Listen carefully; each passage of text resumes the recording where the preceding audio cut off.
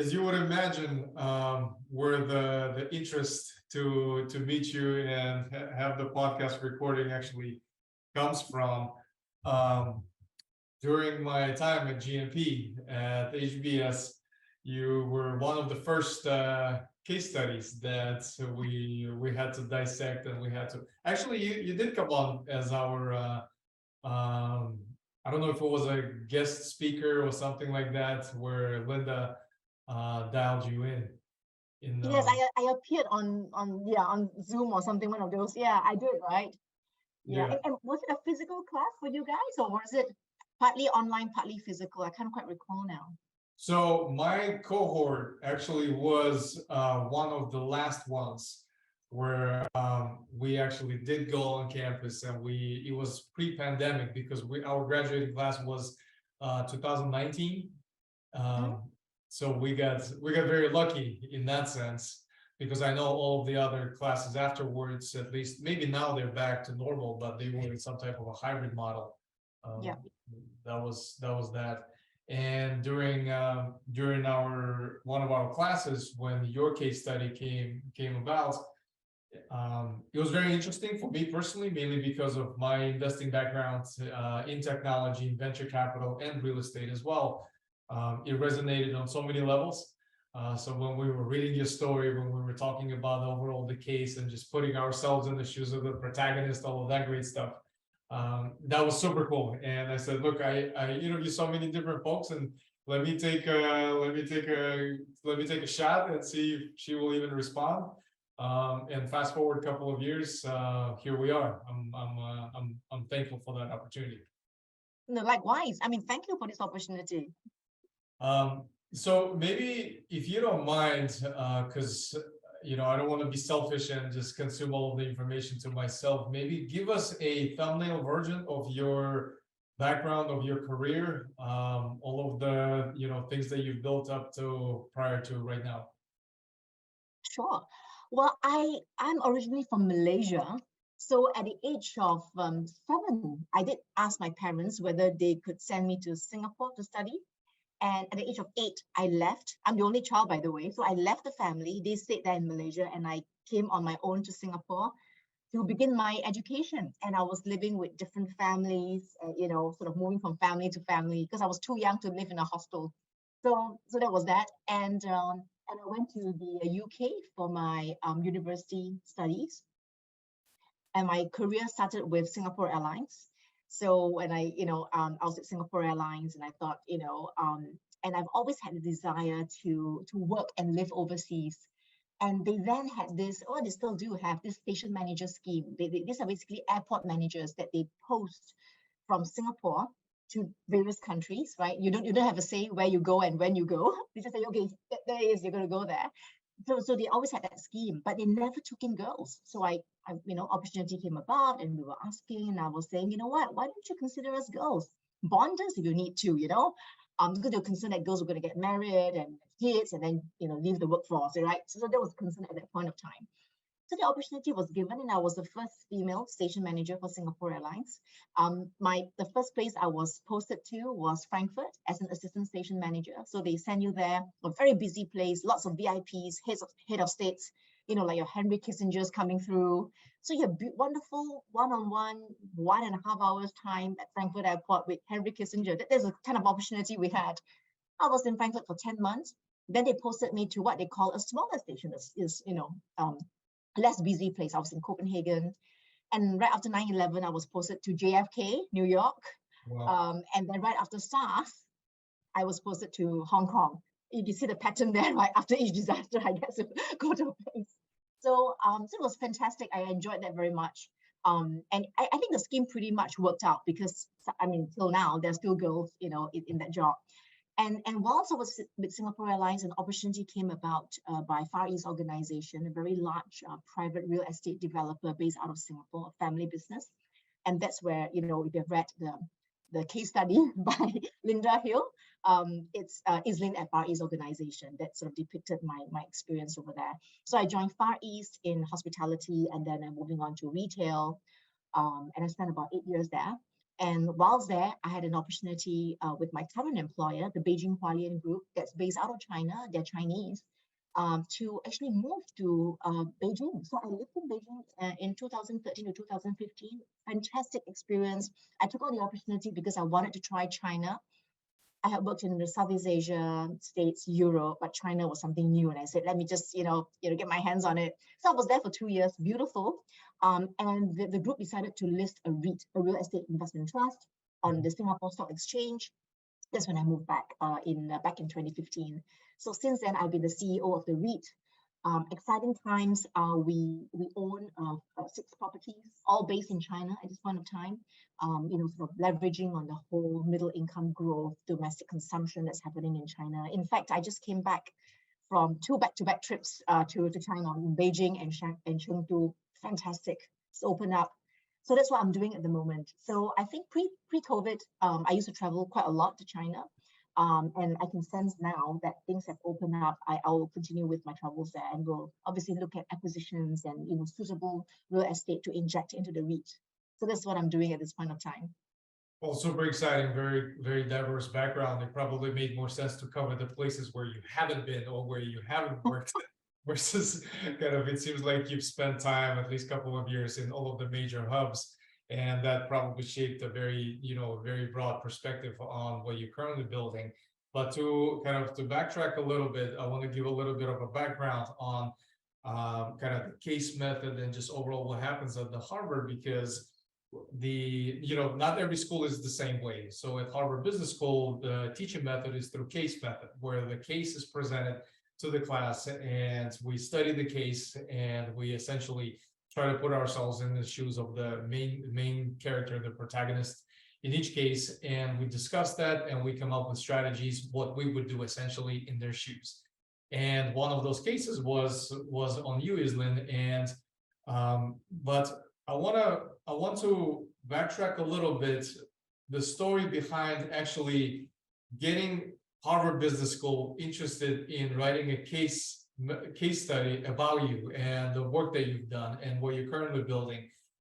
Tell us a little bit, behind, the story behind that. How does that happen? Essentially, maybe share as much as you can about the overall process. How does that all come together?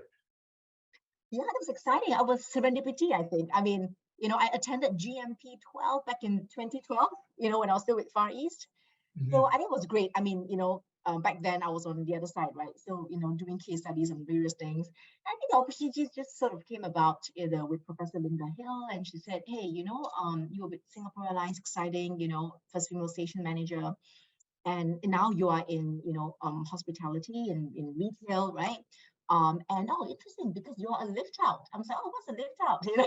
I'm sure you recall that mentioned, when she was teaching the case. So I think Harvard wanted to come up with a case. I would say probably, set in this part of the world, in Asia, and hospitality was obviously something, sort of industry that most people would be able to relate to, right? Because we all stay in hotels and we travel for work or leisure. And it was exciting because they found it relevant. They found that there was a need for a case like that because it was a mid-career move, right? I sort of, moved to Far East organization after spending a substantial number of years with Singapore Airlines, and then suddenly I'm moving into a new culture.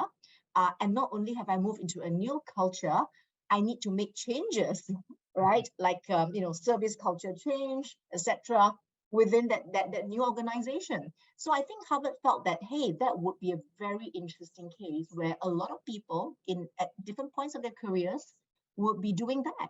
I think another quite interesting part, which again will resonate with a lot of people, was that I was from the airline industry, right? And now I am going into hospitality. So where is the similarity, right? So that was interesting because a lot of people were thinking, I'm not on a switch and move, I want to make a move into some of the industries where I have no, exposure in. Is that going to work or not, right? So it was that.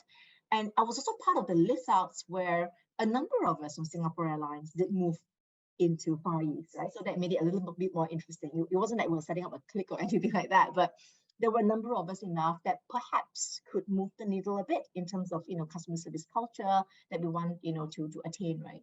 So I think that was interesting. So I think with all that sort of set in place, I recalled that, Linda Hill and a few other, research assistants all flew into Singapore.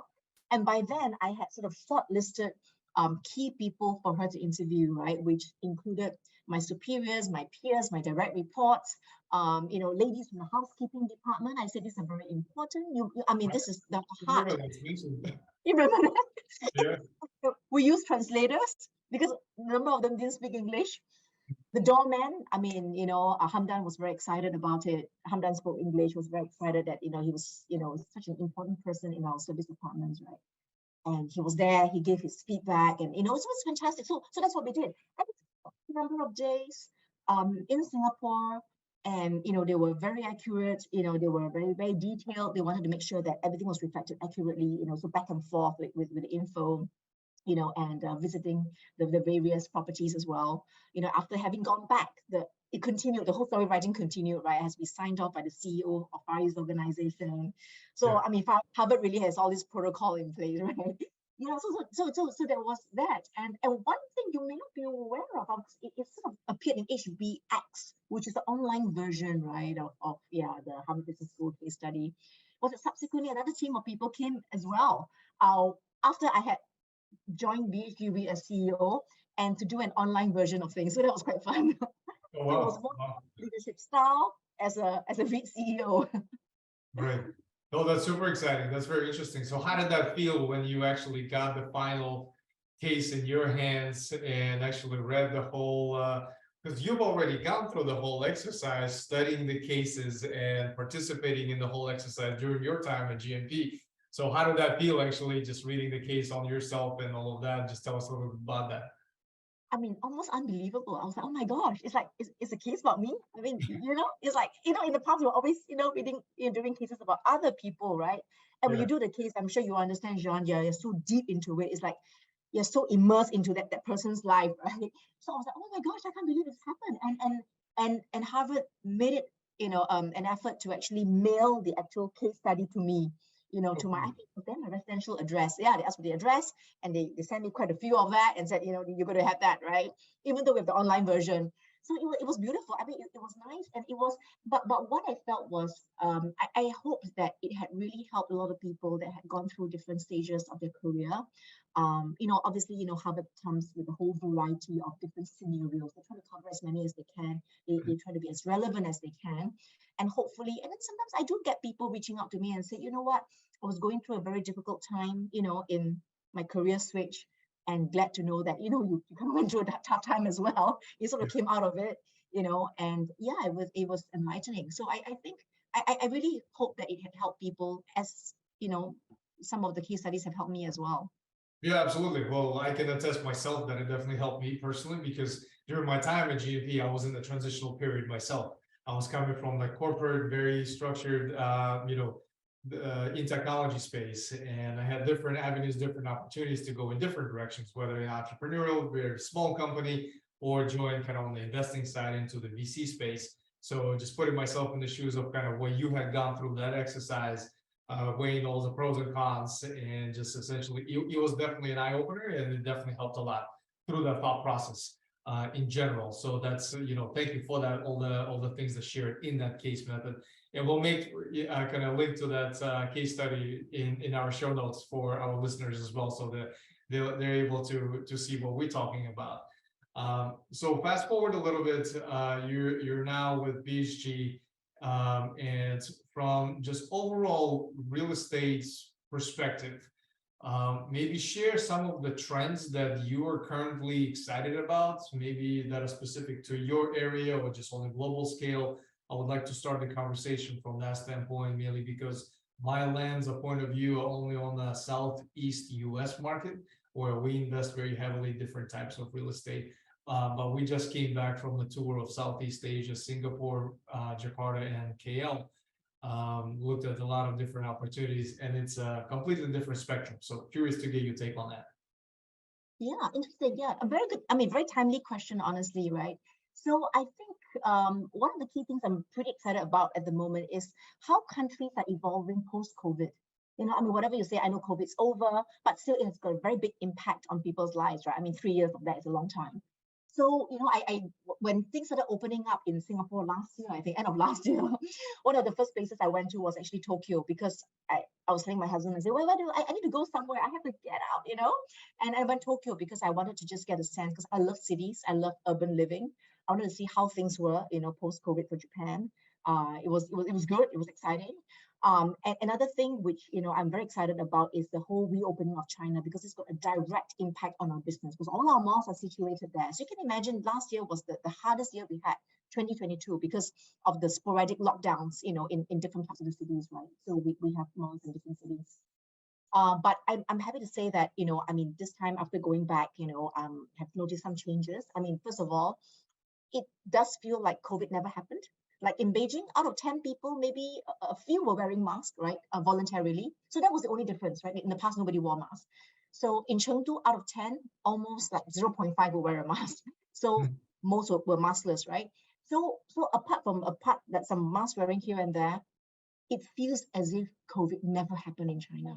Everything was exactly the same as it was, the airport, the places I used to go to, everything was fantastic.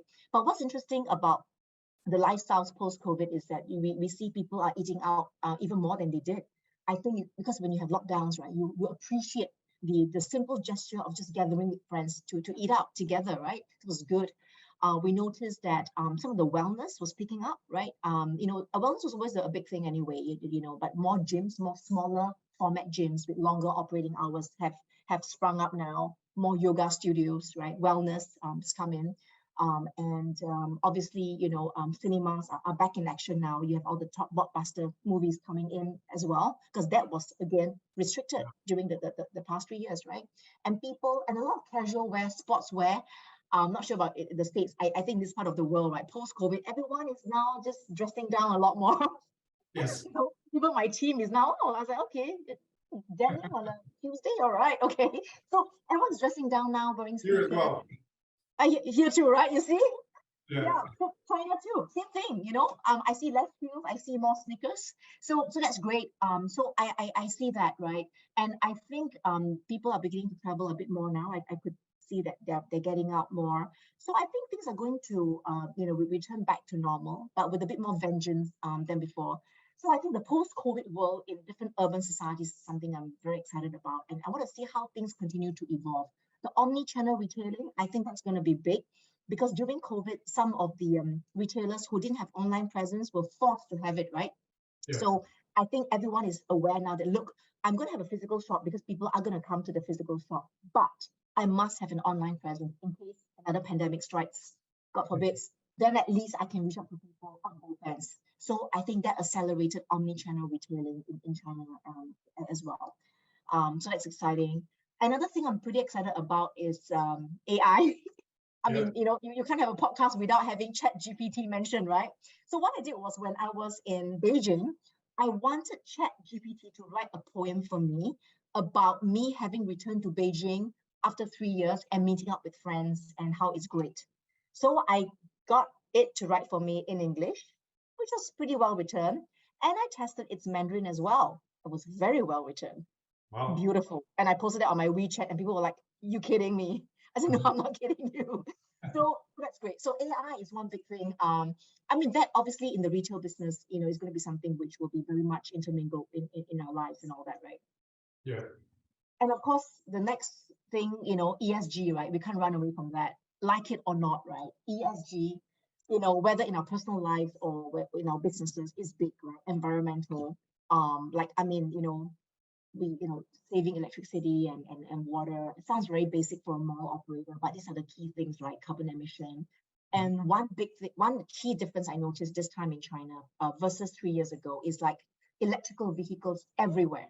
Literally, you enter Beijing Capital Airport and there are really some EV cars on display there. And then you get into a cab, it's an EV, right? And then buses are operated by EVs. And you go to any malls, right? You have car showrooms, EV car showrooms in all the malls. So it's really in your face. I think that's one area where I think China is making big progress, right, in terms of environmental and all that. Yeah. The other part, I think, is one area we should never forget.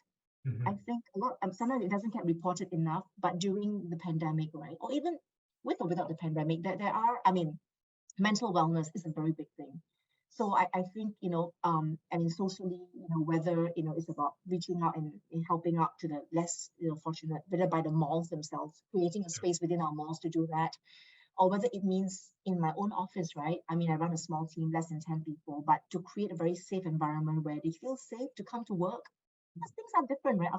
Things have changed. Priorities have changed for people now, where they can, come to work and feel safe to report to work. I mean, that's one key thing as well. Right. So just a few things I've been, yeah. No, that makes a lot of sense, and I can definitely relate to some of the things you're talking about, and from a lens of the U.S. market as well, which seems like very global perspective on all the different trends and insights that we're seeing in just overall real estate space.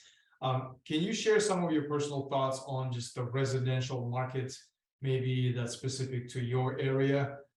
Because we've been seeing some very different cycles that at least we had gone through in the US residential market, with the interest in the rates and all of the things that are being done to kind of to combat the inflation and all of the other economic trends.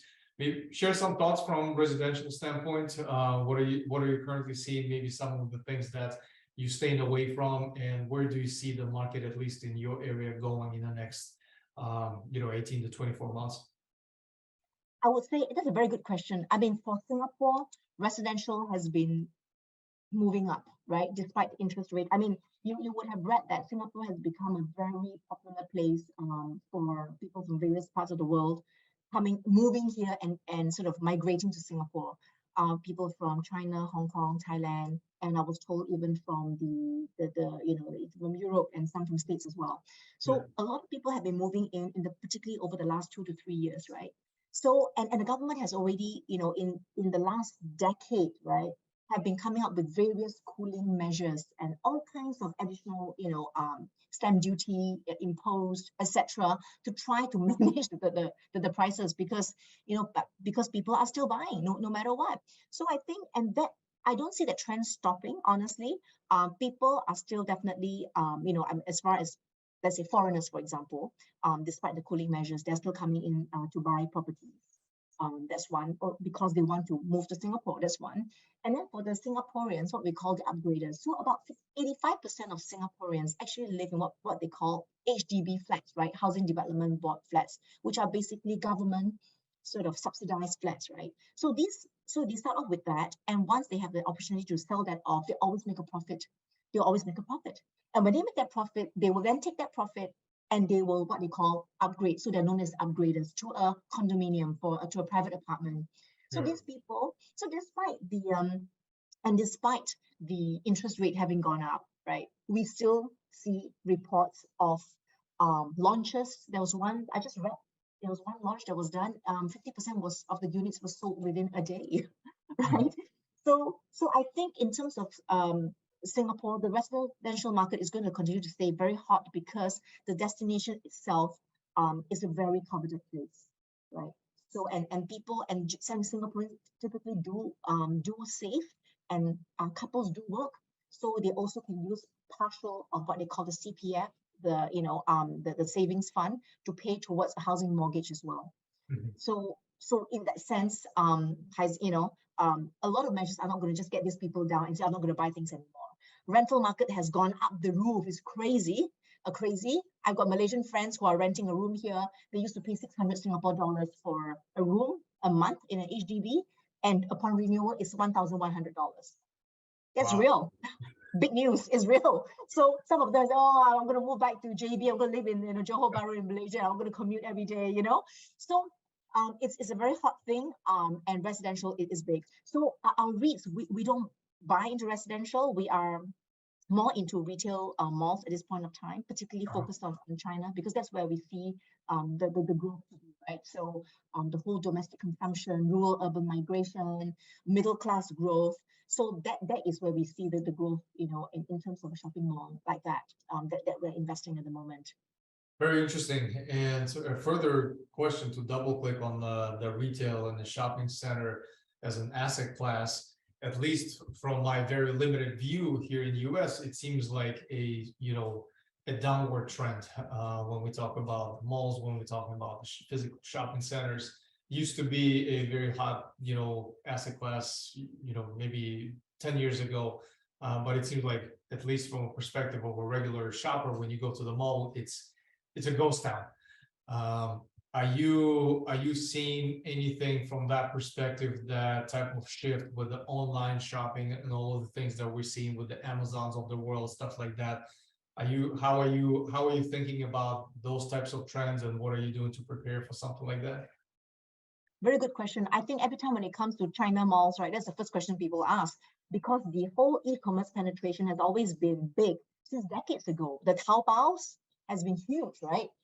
Delivery is so fast, and people always ask, so what does that happen? So basically what's happened in China is this: when the whole e-commerce penetration took place, it happened pretty quickly. And what happened was that the category of retail that suffered the most was the traditional department stores. So because all the products are sold online, so a lot of them closed down almost immediately. And the other category of physical shops that were affected as well were your electronic shop, right? Because the Jingdong JD.com, I mean, if you order something by 11 a.m. this morning, you will get it by today. If you order today, you get it tomorrow, right? So it was fantastic. So those two categories actually suffered. But what we realized was another two extreme ends were doing very well. So that's where my group is very much involved in the very high-end luxury malls, right, that sells luxury items. That shot up the roof. Right? It went up the roof because the middle income people were growing more and more. They were, income was growing. Disposable income was growing. The ability to spend grew as well. People want to spend on themselves. So that part is fantastic. I just went to our group's high-end luxury mall that opened in Chengdu in December last year. It's crazy, amazing. So that's one. So the other category of retail that is doing very well in China is the suburban malls. We call it community malls or suburban malls, typically located in very high densely populated area, maybe 200 to 500,000 people within a 2-3 kilometers radius. So it's a neighborhood mall. People need to go there. So what's happened in Asia today, like in China or even Singapore, the mall now has become a third space for people to hang out. In fact, they have a very strong emotional reliance on this mall because it's a third space for you to hang out apart from your home, your school, and your workplace, right? So what attracts you to this mall? You go in, the supermarket is there. It's always anchored by a supermarket in the basement. You have the cinema on level 5. And then this part of the world, we don't cook. A lot of people don't know how to cook, right? The millennials say, you know what, I don't know how to cook. So F&B is big, right? There's all kinds of F&B there, from your McDonald's, Pizza Hut, KFC, to your Haidilao hot pot, to anything you want. Whether you're dining alone, 5 of you, whole family is there for you. So people go there to eat. And then after they eat, they say, you know what, I want to buy something from Uniqlo or an H&M or something, or Nike, right? I just want to walk around, right? So I can buy online, but I want to buy it now, right now. I want to walk around and try on something and pick it up and bring it home right now. So they do that. And there's a lot of children's education and entertainment. So kids go for their, violin classes, street dance classes. Then adults go for their yoga class and, gym. The dentist is there as well. So it becomes a one-stop place. And I was in Beijing, and there was an alpaca in a shop. It was in a basement shop. It was a petting zoo. And I was like, what's going on? There was a mountain goat. I mean, it was like cute, right? It's a pet. So that's happened now in this part of the world, and particularly in China. And what's happened is that in China, when you have the government encouraging your rural-urban migration, people are moving from the rural area to the urban cities. And when they do, they're not going to live in the city center, right smack. No, they're not going to be in District 1 or Zone 1 or 2. They'll be in Zone 6, Zone 5, a bit way out. If not, there'll be too much congestion, right? That's when the government encourages schools, malls, clinics to be located to serve the people around there. So we see that this kind of category of malls is going to grow. But I think, but Jan, the challenge now is what? The challenge I have today is, how do you keep up with the changing, taste and the aspirations of the middle-class Chinese? That is the part we need to really get our hands on. After a while, they're going to be like, you know what? This is so passé now. No more cheesecake. No, we want something new. It's bubble tea. Tomorrow, another bubble tea, So they want very exciting things, right? So it's how do we keep our tenants fresh to get these people coming back again and again and again. So that's that. I actually just recently read boba tea is one of the fastest growing segments in its particular vertical.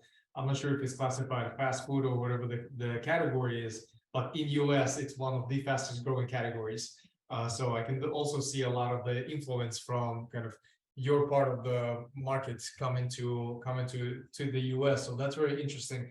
And I can definitely relate to having visited malls in, Singapore, Indonesia, and Malaysia. It's completely different. It's an actual lifestyle place where, like you've mentioned, you get not only the retail and the shopping places and food, but also, anything from dentists, from essentially anything that you need for the everyday life. So that makes a lot of sense, kind of from just betting on that being very bullish from that standpoint. So thank you for clarifying that.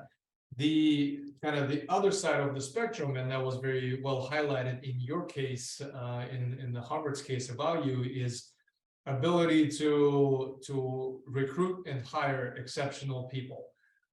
At the end of the day, for us as executives, that's at the top of our minds, to surround ourselves with the best talent, whether we actively recruiting or not. And I wanted to get your view into how do you approach hiring. It's a very complicated space, and it's something that it's challenging, but the more you do that, at least if you have a structure and a process in place to be able to do that, I noticed those are some of the components that people that are much more successful in that space versus the others. Share your thoughts on hiring, share your thoughts on, just overall attracting the top talent. Well, good question. So in this space, obviously, it's quite a competitive space, right? I mean, we have like 40 REITs in Singapore. Yeah. So, and we are licensed, so it will be a bit like a musical chair, as they call it. So people move from this REIT to that REIT. So it's not the easiest thing, to be very honest. Especially when we first started out, right? They were like, "Oh, who are you guys again?" I mean, we were very big in China, but when we come to Singapore, they may not be so aware of who we are, right? So we're competing with the local developers, with big REITs, and stuff like that. So I think some of the key channels we like to use is, I think, headhunters is one. We don't like paying the fees, but you have to pay the fees, because at least these people, they know where to look out for the key people that are relevant, right? Because I think when we are running a REIT, it's so highly regulated by the Singapore Stock Exchange, it's by the Monetary Authority of Singapore, and so highly regulated in general, right? That ideally you want to get someone who can come in and hit the ground running, if you can. I mean, that would be the most ideal, someone who has done similar things before. But I've also hired people who have not done similar things before, but they're picked up. So I'm open to both. So headhunters is one.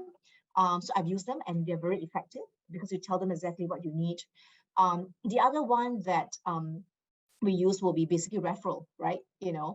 Through people we know, because that is actually one of the most beautiful things, because imagine a current employee helping you get another employee, and then you can imagine the whole of, and how credible that is, right? They're going to say, you know what, you're with this company, I'm willing to, and you're vouching for it. So these are the two key ones, really. Of course, sometimes there are people writing in as well.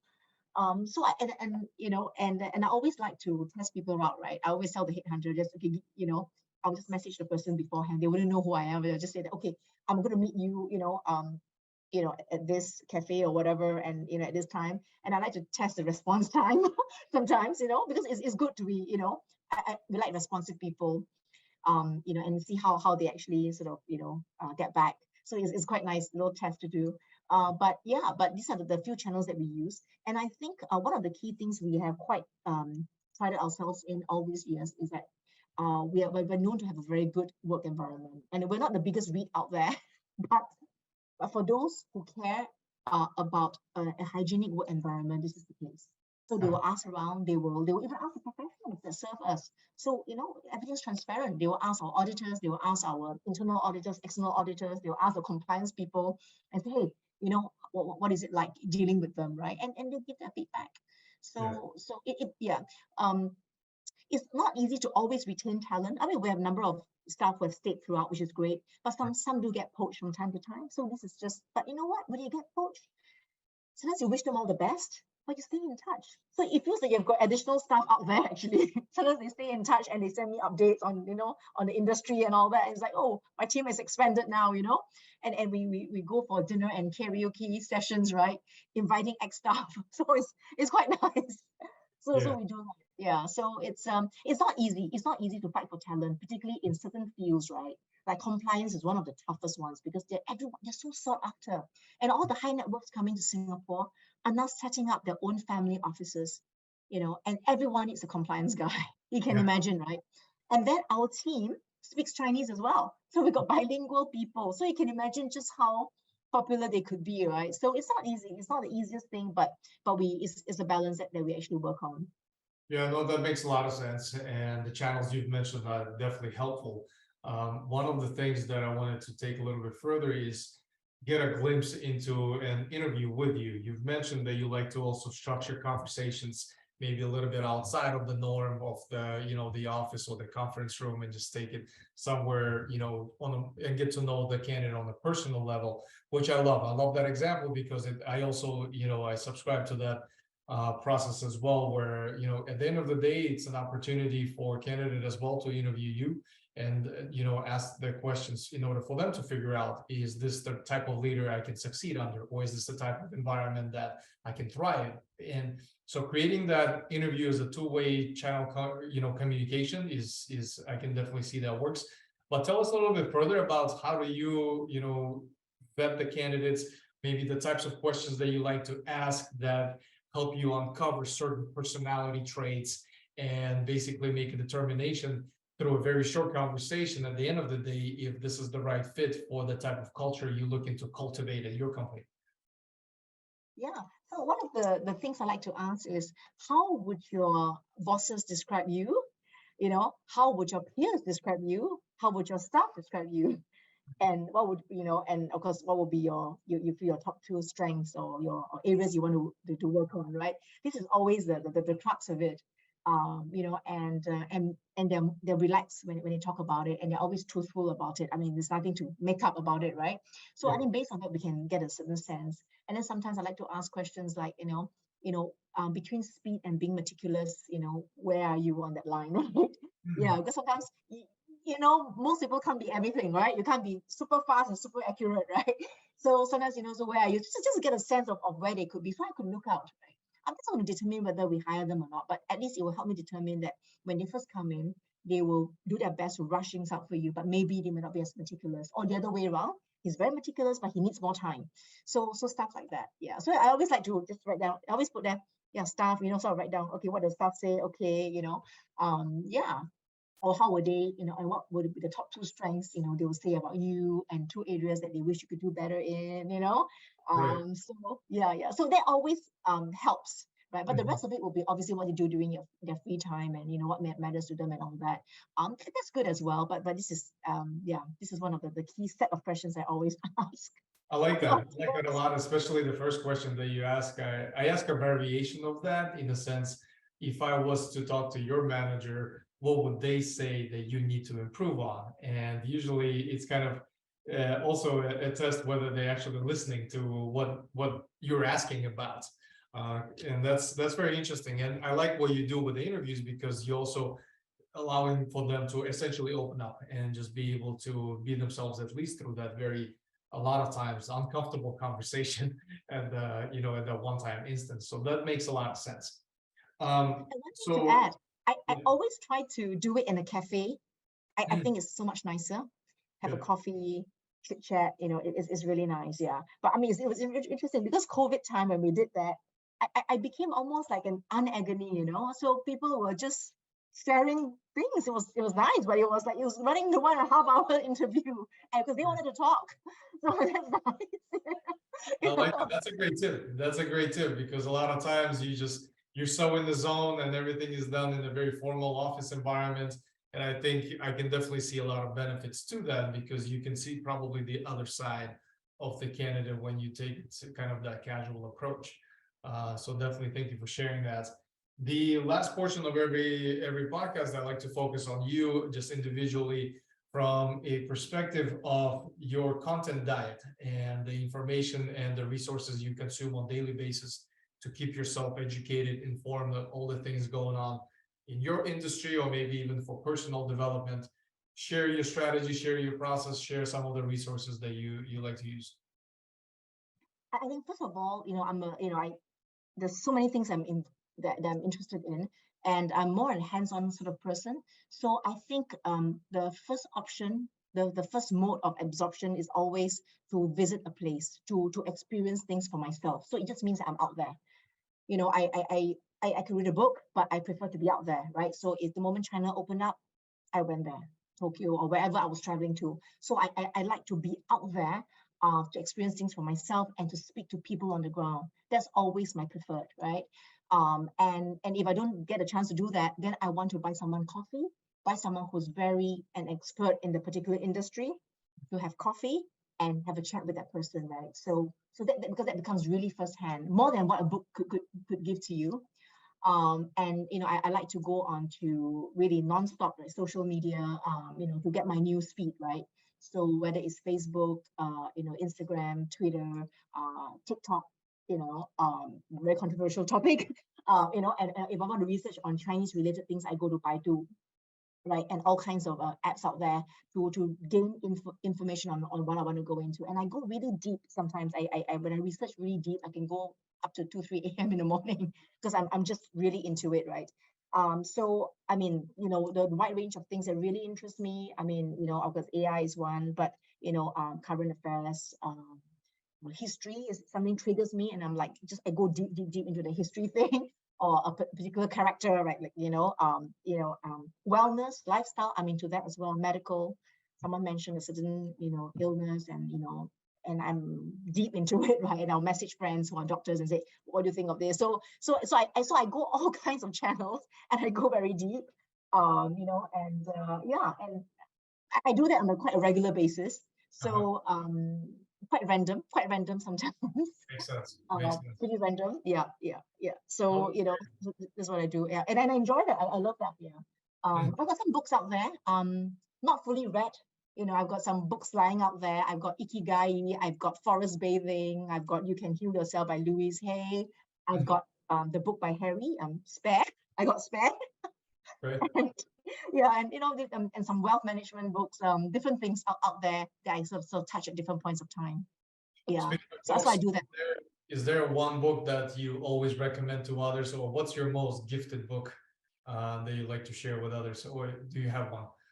Yeah, you know what? I don't have a most gifted book. I don't have one book that I do recommend, but I have one talk that I attended at GMP, and I'm not doing advertising for GMP, believe me. But there's one talk I attended during my GMP 12.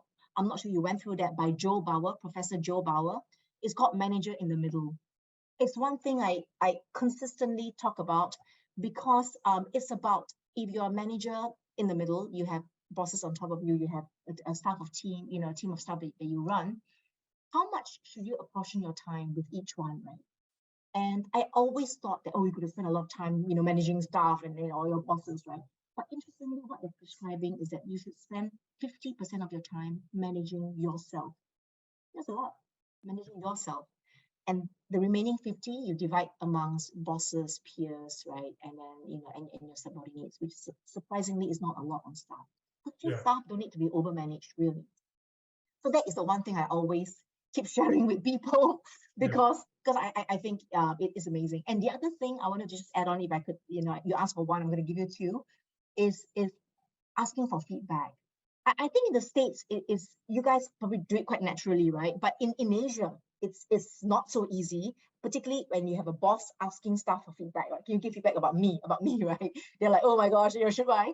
So I like the way it was done in our living groups, right? So basically they paired us up and you keep switching partners, right? Right. It's simple. You just ask each other, what would you like me to do more of, less of, or the same?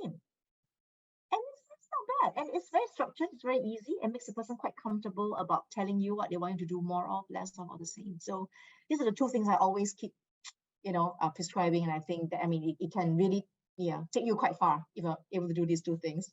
That's great. And that's a great reminder. I actually now remember that exercise, soliciting feedback, and that we've done with our living cohorts. It was definitely very interesting and eye-opening exercise, which applies to every day, not only in professional career, but also in our personal lives as well. So that Yeah. makes a lot of sense. Iz-Lynn, last but not least, I have a very loaded question for you. And think of maybe an advice or series of advice that you would give to your younger self, to let's say early 20s yourself, when you're just starting out your career, knowing what you know now, things that you've gone through. What would be some of the things that you would share with yourself? Well, that's a very good one. You know what? One of the things I'll say to myself is, you know what? Be yourself. Do not change who you are. And I'm glad I haven't changed all these years. Really, I'm still the girly me. You know, it doesn't matter whatever I'm doing. I just, you know, I'm myself. So that's the key thing. Always have your true north. Be yourself. Do not change who you are to fit into a mold, or to fit into a society, or to fit into, you know, a clique or anything like that, or organizational structure. Just be yourself, right?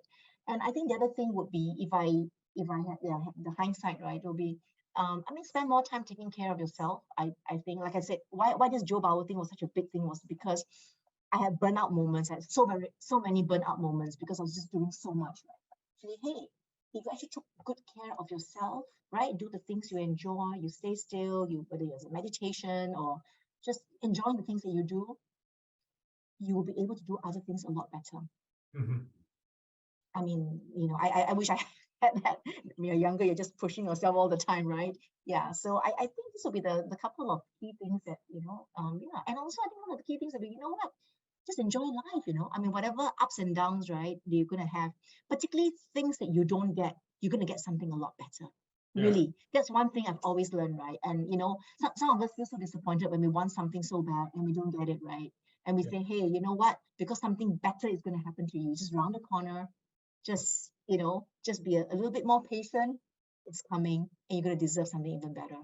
So that's what I'm going to tell my younger self. That's great. Very powerful, Iz-Lynn, and I definitely appreciate your time today. Very insightful, short conversation, but I personally learned quite a bit. So I definitely thank you for your time. And like with all the guests on Ivy Podcast, what I love doing is a follow-up recording in about a year and see if everything we've discussed still makes sense, still applies. So I'm definitely looking forward to doing that with you as well. For sure. Thank you. Thanks very much.